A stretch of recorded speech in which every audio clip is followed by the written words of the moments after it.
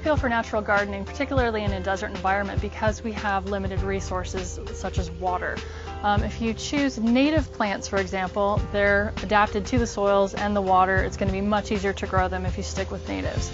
You can really use natural gardening methods to apply to any type of plants that you're growing.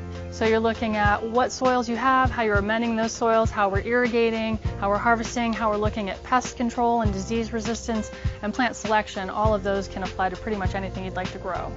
The best investment is likely to be in the very earth from which everything grows.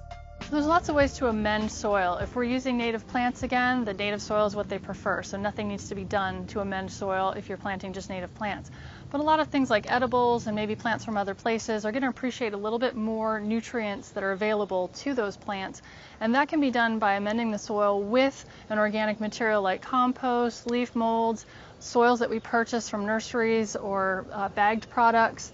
But what we want to look at is what we're purchasing and what we're adding. So each plant has specific needs, and those really differ depending on what we're growing. The trick to dealing with insects, good or bad, is first to do no harm, and then to do the least harm possible.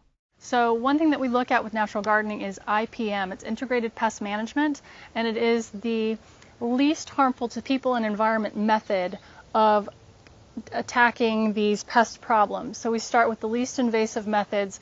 First of all, making sure we're identifying a pest as a pest and not that it's a beneficial insect. Sometimes the larval stages of something like a ladybug are mistaken for a problem and eradicated, and then the problem insects can multiply without their natural predators present. So we want to make sure before we deal with an insect pest that it truly is a pest. And targeting specific insects with non-toxic pesticides is necessary for protecting our most precious birds, bees, and bugs. Pollinators are an essential part to most every garden because we need them to actually produce the fruits that we eat.